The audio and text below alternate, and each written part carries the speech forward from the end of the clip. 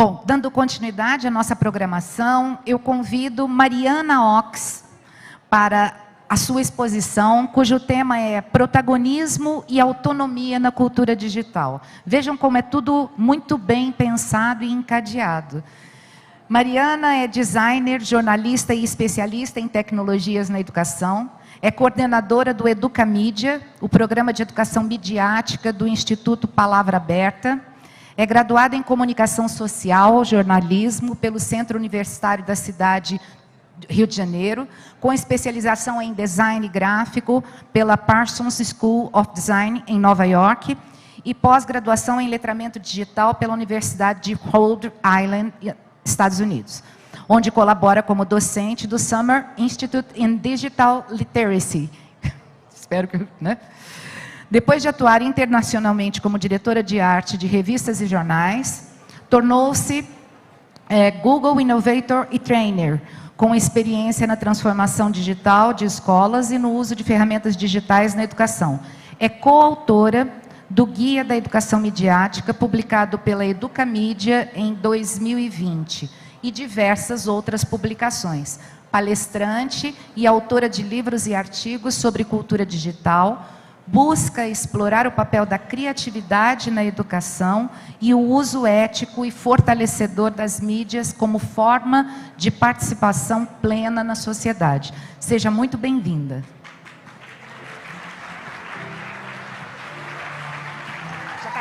Muito obrigada. Que bonito, hein? Fui eu que escrevi isso.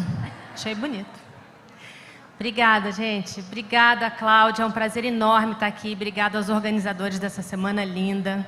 Estou muito contente de estar aqui. Eu tenho que ficar desse lado, né? Ah, você quer ficar? Aí eu preciso do passador. Pronto. Que é esse, né? Deixa eu ver se eu... Tem sempre... Esse, né? Isso. Tem sempre aquele momento que você tem que escolher qual mão vai ficar no microfone e qual mão vai ficar no passador. Estou muito feliz de estar aqui, principalmente por ser um evento presencial, depois de tanto tempo que a gente ficou se vendo atrás de quadradinhos na tela, né? Eu fiz o meu primeiro evento presencial pela primeira vez em 2 anos e meio, há um mês atrás, mais ou menos, lá na EFAP, em São Paulo, na Escola de Formação de Professores. Eu juro para vocês que eu tinha vontade de sair correndo e abraçar todas aquelas pessoas. Vocês podem ficar tranquilos que hoje eu estou um pouco mais calma. Eu queria contar para vocês que é interessante, é sempre um pouco difícil ser a última pessoa a falar, né? Porque, de uma certa forma, todos os temas importantes foram tratados, já apareceram aqui. Mas eu espero poder fazer um remix dessas coisas todas e trazer para o tema de hoje, que é o tema da construção da autonomia e do protagonismo do aluno, né? E eu começo com esse pensamento aí. Eu fui coordenadora, eu trabalhei muitos anos em redações e escritórios de design, como diretora de arte de revistas e jornais, é o que a gente chama de jornalismo visual, né? E depois eu fui para a educação, e eu fui ser coordenadora de tecnologia e trabalhar na transformação digital de escolas. Então, eu tinha a atribuição de criar o currículo, de fazer o processo de integração de tecnologia nas escolas, de fazer formação de professores, né, de fazer formação da equipe administrativa, dos alunos, de pensar nas práticas pedagógicas. E aí, as pessoas sempre começavam me perguntando: o que a gente vai fazer? O que tem que comprar? O que é trazer a cultura digital para a escola? Será que é botar um monte de equipamento? Será que é colocar um monte de plataformas e aplicativos? Será que é a gente colocar essas ofertas no contraturno de robótica, de programação, né? Eu gostei que o professor Marcelo falou ali da mesa digital. Enfim, essas coisas apareciam e eram coisas que você pensava naquilo, você ia ter que treinar um professor, fazer um processo de treinamento para uma coisa que daqui a pouco ninguém mais quer usar, porque a próxima tecnologia vai aparecer e vai tornar aquela obsoleta, né? Então, a pergunta, como todo bom designer, o designer sempre gosta de fazer perguntas, né? Pergunta alguma coisa para um designer, ele vai te responder com outra pergunta, que essa é a nossa função no mundo, né? E a pergunta que eu comecei a fazer era, não é qual tecnologia que a gente tem que perguntar. Se a gente pergunta qual tecnologia eu tenho que colocar aqui, eu estou colocando a tecnologia no centro do processo. Me interessa colocar o aluno no centro do processo, o meu usuário dessa tecnologia, o professor no centro do processo. Então, não é qual tecnologia, é tecnologia para quê? O que eu quero fazer com isso, na verdade, né? O que me interessa fazer? A ferramenta é irrelevante. Hoje é uma, daqui a pouco é outra, né? A ferramenta é a ferramenta que a gente tiver à mão. O importante, e a gente sabe que no Brasil os contextos são muito diferentes, né? Tem contextos diferentes na rede privada, na rede pública, contextos diferentes em regiões diferentes do Brasil, né? Então a gente tem que pensar o que a gente quer fazer com isso e como que a gente pode fazer.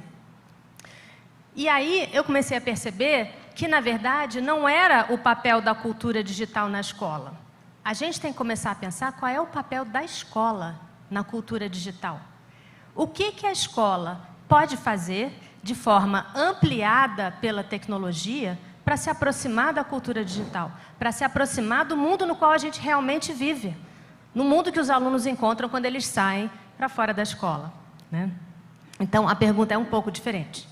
A gente quer usar a tecnologia para poder fazer com que o aluno seja autor de conteúdo, agente na sua própria construção de conhecimento. Claro, a gente tem todas as ferramentas à mão, né? Todo mundo posta o tempo inteiro, todo mundo cria conteúdo o tempo inteiro, né?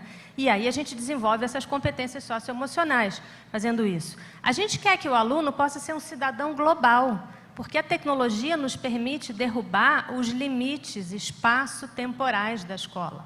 Ir além da escola, aprender em outros tempos que não o tempo escolar da aula, né? E se conectar com outras pessoas, de outros ambientes, de outras culturas, com especialistas, né? Com pessoas que a gente está estudando, com culturas que a gente está estudando. A gente quer o aluno como um cidadão digital, né? Capaz de ir lá se conectar, investigar as questões reais da realidade dele, do entorno dele, da comunidade dele, né? E agir sobre essa realidade, porque a tecnologia também nos permite isso, né? Então, isso é o que eu quero fazer com tecnologia na escola. Pense nessa sala de aula. Essa sala de aula tem uma ferramenta de ponta, ela tem uma lousa interativa. Ela está colocando o aluno no centro do processo? Essa é uma aula inovadora? Essa aula responde à cultura digital só porque ela tem essa ferramenta caríssima? Claro que não. Os alunos estão sentados olhando para a nuca um do outro. Eu gosto de chamar isso de posição de ônibus, né? Um atrás do outro. Nesse ciclo fechado aí de produção de conhecimento, o aluno vai fazer essa série de verbos muito passivos. Escutar, absorver, reter, decorar, revisar. O Luciano Meira, lá de Recife, que é um grande educador e pesquisador, ele tem uma frase maravilhosa. A gente não retém conhecimento. O que a gente retém é líquido. Toda mulher vai saber do que eu estou falando, né? Conhecimento a gente constrói, é diferente. E aqui eles estão aprendendo para quê? Para devolver para o professor, na forma de um teste ou de uma prova. É um ciclo fechado. Tem uma educadora espanhola que chama isso de educação bulímica. Você põe para dentro, põe para fora. Põe para dentro, põe para fora, né? Olha a diferença desse processo aqui. Vamos para os verbos mais ativos. E se a gente deixasse os alunos investigarem, desenvolverem, prototiparem soluções, testar e iterar, melhorando essas soluções? São verbos ativos. Aprender para quê? Para resolver problemas. Não por acaso, esse é um processo que é o processo de design, né? Ou então, explorar, conectar conteúdos, recortar os pedaços que nos interessam, sintetizar, criar alguma coisa nova e publicar. Aprender para quê? Para compartilhar conhecimento, para alterar realidades. Esse é o processo do jornalismo, da investigação e do jornalismo, igualzinho. Então, a gente pode e deve fazer design e jornalismo na escola como forma de aprender. Não como cerejinha de bolo lá no fim do processo. Terminou a unidade, fizemos a prova, vamos fazer uma coisa legal? Vamos fazer um vídeo? Não é isso. É o próprio processo de construção do conhecimento, né? Porque esse aprendizado que nos interessa, que dialoga com a realidade que a gente tem hoje em dia, é um aprendizado baseado em problemas, né? Que promove a investigação, promove a criação, que usa as metodologias ativas para isso e usa as tecnologias criativas. O que eu chamo de tecnologias criativas? Programar, fabricar, narrar, criar mídias. A gente vai falar um pouquinho depois na frente sobre criatividade crítica, né? Não é à toa que algumas universidades de ponta pelo mundo já estão abandonando essa divisão em carreiras, em campos de conhecimento. Não é mais que carreira você quer seguir. E aí você tem que aprender um conjunto finito de conteúdos pré-determinados para ser um especialista daquele negócio. É que problema você quer resolver. E aí o percurso é muito mais individualizado, ele é muito mais multidisciplinar, E ele tem ênfase na comunicação, na colaboração, na criatividade, né? Nesse diálogo interdisciplinar. Tem muitas universidades que já estão trabalhando assim, né? Tem um autor que eu adoro, que é o Mark Prensky, que é um americano. Eu devia ter trocado a capinha, porque esse livro acabou de ser traduzido, já tem em português. Educação para Melhorar o Mundo. Ele fala o seguinte: não faz sentido nenhum a gente gastar todo esse tempo educando um aluno para que ele seja bom aluno, para que ele tenha sucesso em testes e provas que medem a competência acadêmica dele, para que lá na frente, quando ele sair de todo esse processo, lá no final da universidade, talvez ele seja uma pessoa capaz de melhorar o mundo. Por que a gente não está educando essas crianças para que elas aprendam a melhorar o mundo agora? Fazendo projetos com impacto real e mensurável sobre as suas realidades, o entorno, o corredor da escola, o lixo no pátio. O professor Marcelo falou disso, né? Então, essa educação do século XXI, ela tem viés para ação. E ela promove o engajamento com as questões reais da sociedade, promove a participação cidadã e a resolução de problemas. Como? Através da criação. Através da criação. E quando a gente pensa criação e atividades práticas, ou educação, metodologias ativas, ou mão na massa, né, a gente tende a pensar em robótica, a gente tende a pensar em coisas do campo da ciência e da tecnologia. Mas a criação de mídias, que é uma coisa mais democrática do ponto de vista do que a gente precisa, né, de instalações, de equipamentos, é uma maneira excelente para a gente resolver problemas. A criação de mídias, que é uma coisa que a gente pode fazer no contexto de qualquer disciplina, é uma maneira excelente da gente resolver problemas. Por exemplo, a gente pode criar um artefato físico, uma engenhoca, ou alguma coisa digital, um aplicativo, né, para resolver algum problema da comunidade. A gente pode criar um sistema de informação. O que é um sistema de informação? Um folheto, uma cartilha, um vídeo, um site, né, para educar sobre alguma questão. A gente pode criar uma campanha de conscientização, usar as redes sociais para isso, ou então usar as paredes, os corredores da escola para isso. A gente pode criar uma narrativa, documentários, vídeos, histórias em várias linguagens, para informar, para mobilizar as pessoas, para esclarecer alguma coisa que é importante para a comunidade. E fazer o nosso conhecimento valer para outras pessoas, né? Podemos fazer tudo isso muito facilmente em tese, porque as ferramentas de produção e de criação, as ferramentas que nos permitem acessar o conhecimento, estão ficando cada vez mais democráticas. O celular que a gente carrega no bolso nos deixa fazer tudo isso, né? E, de fato, 93% das crianças no Brasil, isso é um dado da pesquisa TIC Kids recente, a última que saiu agora, 2 meses atrás, 93% das crianças são usuários da internet, crianças e adolescentes. Olha esse número. Aliás, o Brasil é um país que tem mais celulares do que pessoas, né? Tem uma média de 2 aparelhos para cada indivíduo. É claro que não igualmente distribuído, mas se você vai numa tribo indígena ou ribeirinha lá no Amazonas, você vai ver que pode não ter um celular para cada pessoa, pode ter um compartilhado, mas tem. É a forma de estar conectado, né? E aí a gente precisa se dar conta que existem duas coisas, duas novas realidades que a gente não pode ignorar nessa nova geração conectada, né? Se antes eles eram receptores de conteúdo, esse conteúdo que vinha nas enciclopédias, né? Como o professor Petrilson falou, ou esse conteúdo que era produzido pelas grandes empresas de telecomunicação, era o conteúdo de poucos para muitos. Hoje em dia, essa geração, a geração internet, de 2000 para cá, eles têm todo o conteúdo do mundo acessível na palma da sua mão. E, de fato, eles têm essa expectativa de colaborar, de participar, de se expressar, de se comunicar, né? De descobrir coisas por conta própria. Esses são os alunos que nós temos. Eles já chegam na escola com uma bagagem de conhecimento, uma aquisição de conhecimento que não depende de nós, né? Que eles estão vendo no YouTube, eles estão aprendendo uns com os outros nas redes sociais. Então, a gente precisa levar em conta esse aprendizado extra-escola que acontece. E a gente precisa levar em conta que eles estão participando do mundo através das mídias. Mas será que a gente está mediando isso corretamente? Né?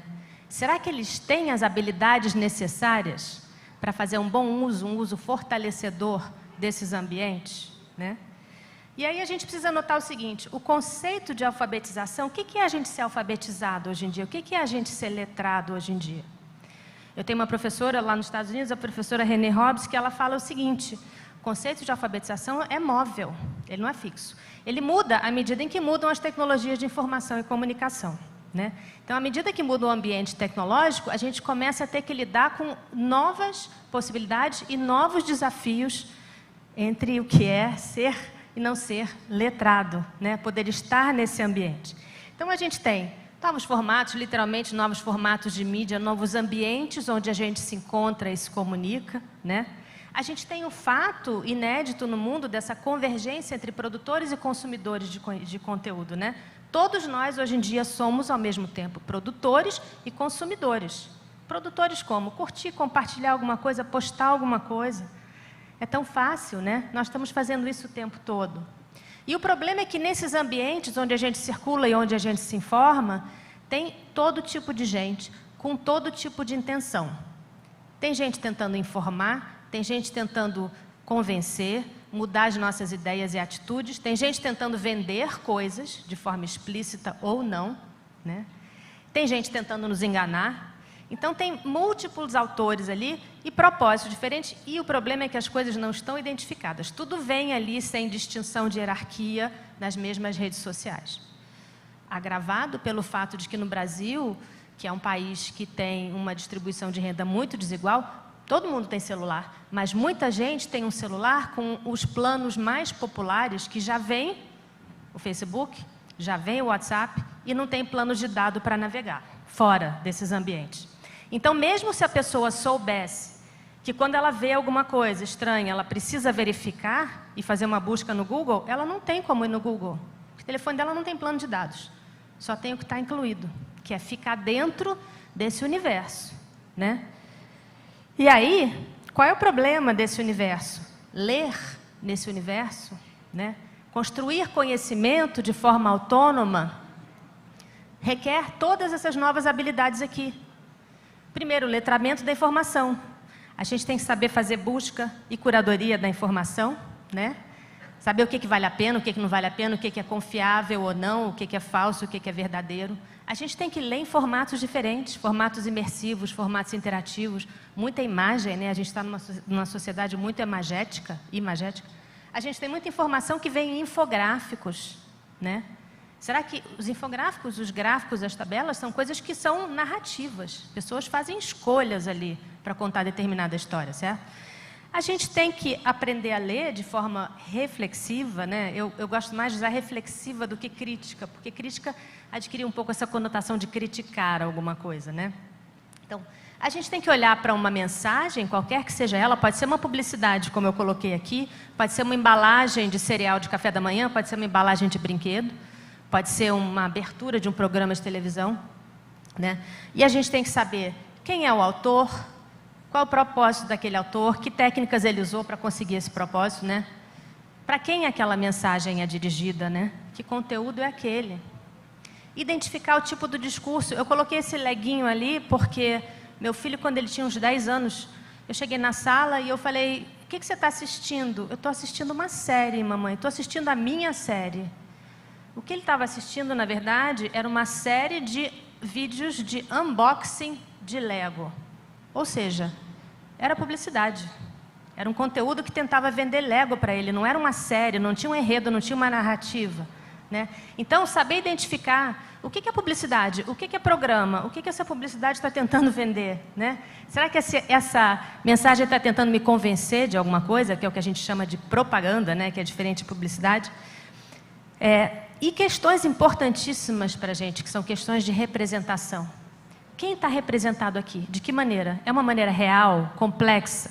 Ou é uma maneira estereotipada, preconceituosa, né? Eu estou perpetuando preconceitos e desigualdades que tem na sociedade com essa representação? Essa família que está nessa embalagem desse produto aí de café da manhã é o único tipo de família possível? É igual à minha família? Essas pessoas têm a cor da minha pele? Por que não tem pessoas com a cor da minha pele representadas no papel de heróis ou no papel de protagonistas ou em situações de poder? Então, esses questionamentos que a gente tem que fazer são questões de representação muito importantes. O que acontece com uma sociedade, né, com os conceitos que vão ficando cristalizados, quando todos os vilões dos videogames são pessoas de origem árabe? Quando todos os serviçais são pessoas de pele preta, né? E essas coisas vão cristalizando desigualdades e injustiças da nossa sociedade. Então, a gente tem que prestar atenção também em questões de representação, inclusão e diversidade nos discursos e nas coisas que a gente consome e produz. Então, ler envolve todas essas atividades complexas, mas olha o problema. Uma pesquisa recente do PISA indicou, como já aconteceu em vários outros países, que 2/3 dos adolescentes brasileiros não sabem diferenciar entre um artigo de opinião e uma notícia informativa. Não sabem diferenciar se eles estão lendo a opinião de alguém ou uma informação verificada, checada, baseada em evidências, né? A educação para a informação, ela está muito defasada em relação a todas essas mudanças tecnológicas. E aí a gente tem um problema de equidade muito sério, porque a verdadeira inclusão digital, ela não está apenas em ter ou não ter acesso à internet.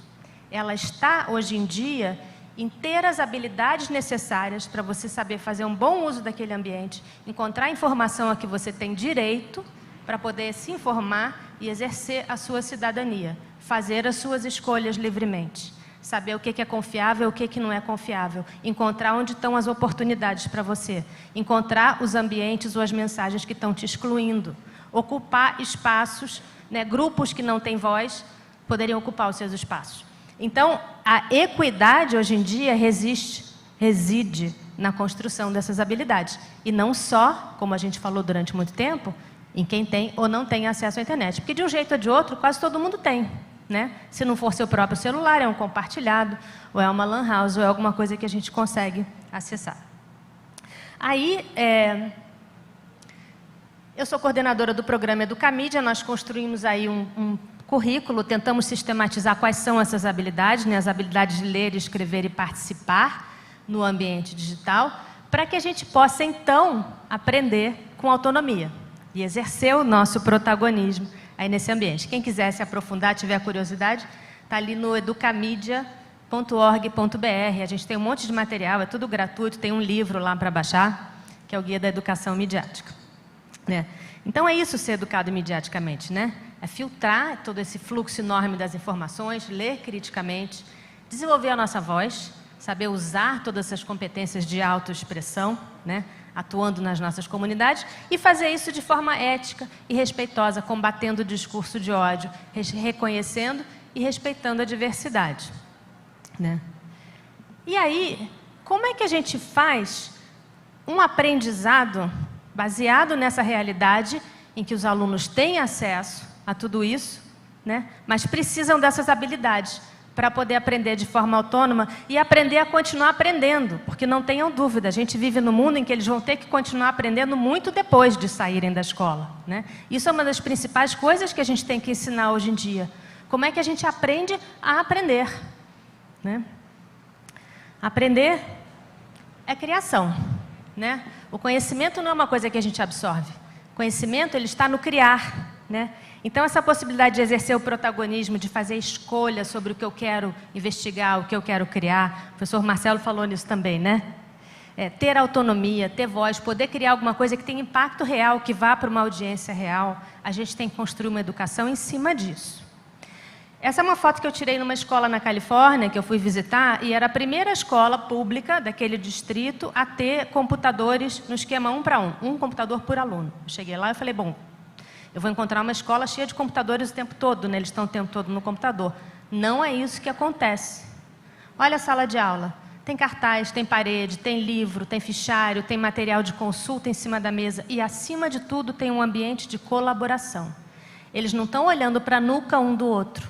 Eles estão sentados olhando para a cara um do outro, dividindo responsabilidades, né? Dividindo papéis e fazendo uso da internet à medida em que se faz necessário, no momento em que se faz necessário. Obviamente, com uma condução ali de um educador. Então, quando a gente pensa nessa possibilidade de juntar o pensamento crítico com a criatividade, a gente tem o que eu chamo de criatividade crítica, que é essa possibilidade de criar coisas e aprender a partir do processo de criação. Porque o processo de criação, ele é o próprio processo de aprendizagem. E uma mágica acontece quando a gente deixa de colocar a criação de mídias, o vídeo, alguma coisa, como uma coisa lá no final do projeto, uma forma diferente de avaliar, e quando a gente encara essa investigação e essa criação como o próprio processo de aprender, né? Quando a gente faz isso, a gente está ensinando as habilidades do século XXI, a gente está praticando o pensamento crítico de ordem elevada, a gente permite que esses alunos se engajem com o mundo real, que é muito importante, para além da sala de aula, e a gente desenvolve essas habilidades midiáticas que são tão importantes hoje em dia. O que é, então, criatividade crítica? É a gente poder usar essa expressão criativa para demonstrar que a gente, de fato, entendeu profundamente aquele conteúdo que a gente está estudando. A gente não vai mecanicamente reter, devolver, decorar, devolver. Eu vou ter que mergulhar naquilo, explorar, investigar, criar alguma coisa a partir da recombinação das coisas que eu encontrei, né? Fazer conexões, remixar, criar alguma coisa original e articular as razões das minhas escolhas, tanto técnicas como estéticas, né? Porque a gente quer... O processo de refletir sobre a criação é talvez a parte mais importante. A gente quer que o aluno possa refletir sobre o processo e sobre as escolhas que ele fez, né? E a gente não pode deixar de fazer isso. Nesse processo é muito importante a gente aprender a fazer perguntas, né? Respostas melhores demandam perguntas melhores. Isso aqui é um trabalho que estava no corredor da escola onde eu trabalhava, é um projeto que eu redesenhei, né? Um projeto sobre intolerância. Começou um projeto sobre imigrantes, era uma escola judaica. Depois virou um projeto sobre intolerância religiosa. Típico cartaz colado na parede da sala. Olha o que o aluno fez. Literalmente, imprimiu, copiou e colou. Sua única contribuição criativa aqui é colocar uns hashtags e colorir. Ele está simplesmente descrevendo o que é intolerância religiosa. Ele achou uma descrição na internet e ele colou lá, tá? Ele está no estágio da descoberta. Isso não é criativo, tá? Tem um altíssimo potencial de recorta e cola, como de fato aconteceu. Se a gente muda a pergunta, em vez do que é intolerância religiosa, o que é preconceito? O que causa a intolerância? E como que eu posso atuar para resolver isso? Essa pergunta muda o jogo radicalmente. A gente fez isso. E aí os alunos criaram vários projetos diferentes, né?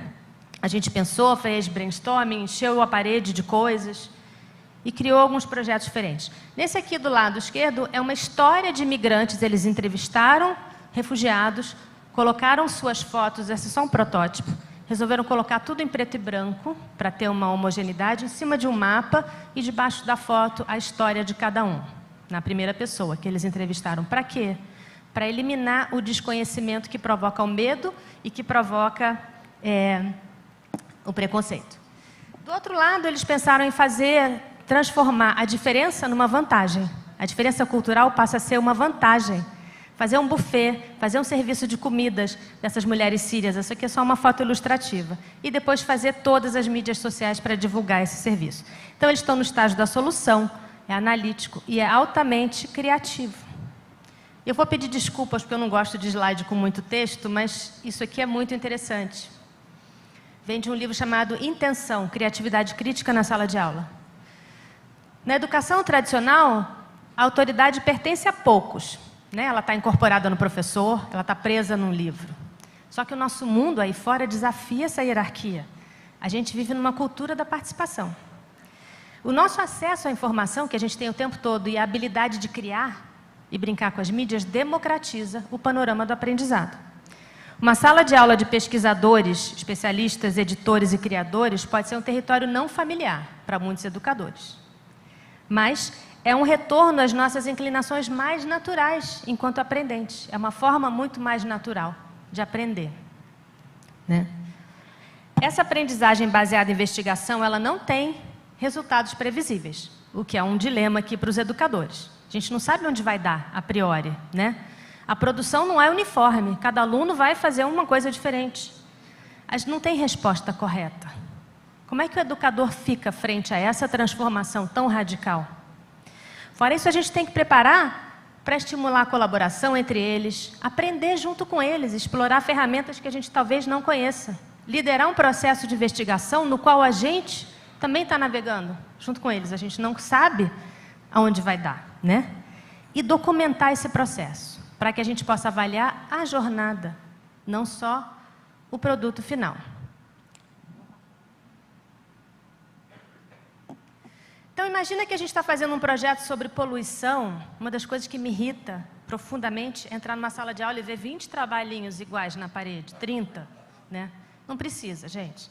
Se a gente está investigando um assunto, é muito mais interessante que cada grupo de alunos possa escolher um recorte do tema que interesse a eles, que mobilize eles. Então, quais são os lugares no mundo onde a poluição por plásticos é mais crítica? Por quê?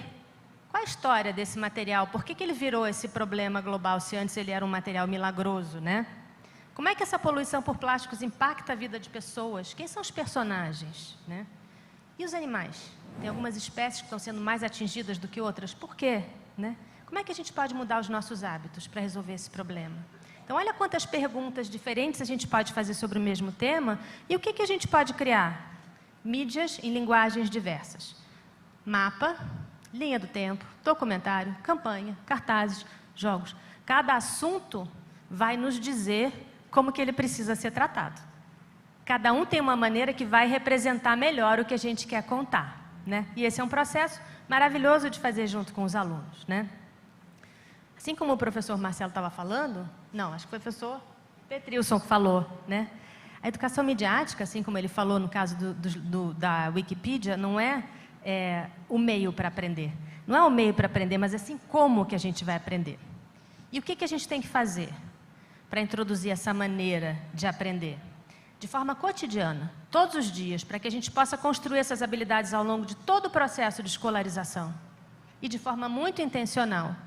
A gente vai trazer textos autênticos, para que eles se acostumem a ler em diversos formatos de mídia e para que a gente se acostume a fazer essa análise crítica, o que é confiável, o que é verdadeiro. A gente vai transferir para eles gradualmente essa responsabilidade de escolher os textos que a gente vai ler para estudar determinado assunto e determinar quais são interessantes e confiáveis para o nosso aprendizado. A gente vai explorar vários formatos narrativos, né? E usar a criação de mídias como o próprio processo de aprendizagem, né? A gente tem alguns desafios. A formação do professor para trabalhar nesse formato, ela é essencial, porque a gente está falando de umas habilidades de jornalismo, de design, de coisas que a gente não aprendeu na licenciatura, mas que estão aí no mundo e que a gente faz na nossa vida privada o tempo todo, que é criar, produzir, publicar, né? E aí eu queria só deixar para vocês algumas coisas que a gente precisa pensar enquanto professores para começar a trabalhar dessa maneira. A gente já está quase chegando no fim, né? Primeiro, a gente precisa entender, é claro que essa é uma transformação na prática pedagógica e na maneira como a gente pensa, mas essa é uma transformação que a gente vai construir gradualmente, porque no começo nem o aluno está acostumado a trabalhar assim e nem o próprio professor. Então a gente começa desenhando projetos que são mais fechados, o produto final é determinado pelo professor, a investigação é guiada. Talvez eu diga para o meu aluno aonde ele vai pesquisar, talvez eu diga para ele o que ele vai criar, né? E o professor está ali como instrutor. Depois a gente vai desenvolvendo essas habilidades juntos, evoluindo juntos, né?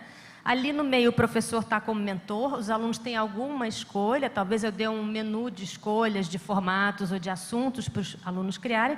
E no final, depois de um tempo trabalhando assim, né, o professor pode ser um colaborador, os projetos são mais abertos, os alunos vão construindo essa autonomia em relação ao que eles vão criar, né? E o assunto que eles querem tratar. Como é que a gente avalia um projeto que resulta em tantas coisas diferentes?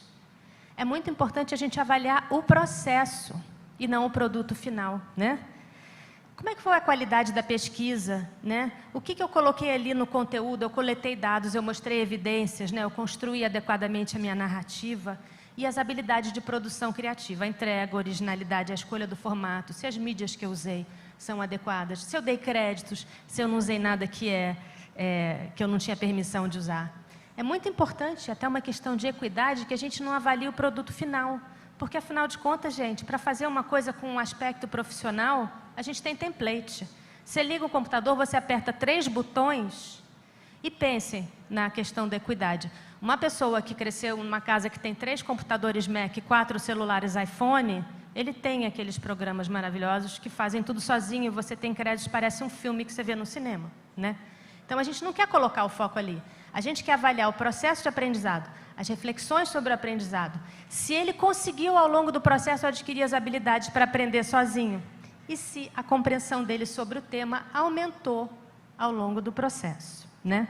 Isso vai requerer algumas mudanças nos ambientes físicos. Pensem na sala, em que as pessoas conseguem se olhar, conseguem colaborar. Pensem numa sala de aula com paredes que a gente pode usar para pendurar inspiração, para colocar o nosso trabalho em andamento, imagens. Outra frase maravilhosa do Luciano Meira é: paredes não devem ser espaço de contenção, paredes são espaço de criação, né? Se você for a qualquer estúdio de design, você vai ver as paredes todas empapeladas, de ideias, de referências e pedaços de trabalho. Que mudanças a gente faz na nossa prática, né? E que planejamento a gente tem que fazer? Possibilidade de encontro entre professores, possibilidade de tempos conjuntos para aumentar o tempo, para fazer práticas em formato de laboratório, talvez, né? Então, a gente tem que refletir sobre essas questões. E se a gente faz tudo isso, a gente está verdadeiramente construindo a autonomia e o protagonismo dos alunos, de forma que eles se tornem capazes de continuar aprendendo a aprender ao longo de toda a vida, né? E tem essa frase que eu adoro, que é de uma pessoa da Comissão da Infância, lá na Inglaterra. Dê às crianças e jovens resiliência, informação e poder, oferecendo assim para eles a internet, um lugar onde eles podem ser cidadãos e não apenas usuários. Obrigada, gente. É isso. Meu e-mail está aqui.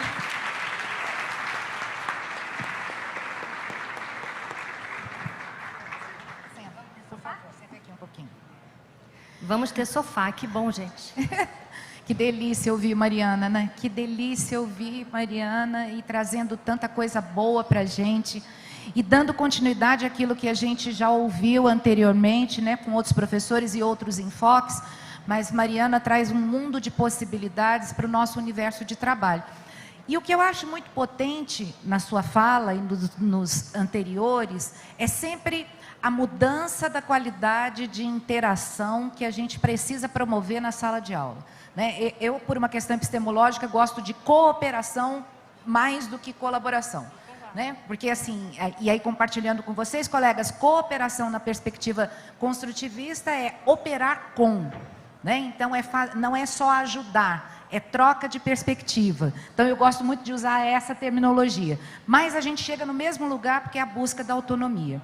E aí, Mariana, eu queria, a gente não tem muito tempo para o bate-papo, porque nós temos agora um painel com jovens, nós vamos colocar os jovens agora no centro desse universo de trabalho dos educadores, mas eu queria, assim, para você encerrar a sua exposição, só que você nos colocasse uma possibilidade, porque há uma angústia por parte de nós, professores, no sentido de, tudo bem, eu vou pesquisar, eu vou me apropriar, né, de novas tecnologias e novas possibilidades, mas existe um engessamento ainda muito grande em relação ao conteúdo que eu tenho que trabalhar. Quer dizer, não há ainda uma perspectiva de que para a construção de habilidades e competências previstas na BNCC, ela vem acompanhada do que eu tenho que trabalhar. Por isso é que existe uma parte que é um engodo, né, da BNCC, porque ela não tira aquela quantidade absurda de conteúdos do professor. E isso acaba deixando o professor numa sinuca de bico, né? Porque fala, tá bom, a gente tem que mudar a nossa prática, mas não se tirou a quantidade. E a gente sabe que o nosso país também é o país em que o programa previsto para cada ano, para cada série ou para cada segmento, é o mais extenso. E eu penso que nós estamos passando da hora de ter um pensamento crítico em relação a isso. Enquanto eu tenho quantidade, eu não trabalho qualidade. Então eu quero te ouvir rapidamente sobre isso, por favor. Isso é um grande problema, claro, e tem um outro complicador, que você também não mencionou, que é o seguinte, apesar de não nos dar muito espaço para variar daquele rol imenso de coisas, a BNCC também exige o desenvolvimento das habilidades midiáticas e para a cultura digital, né? Também tem isso lá.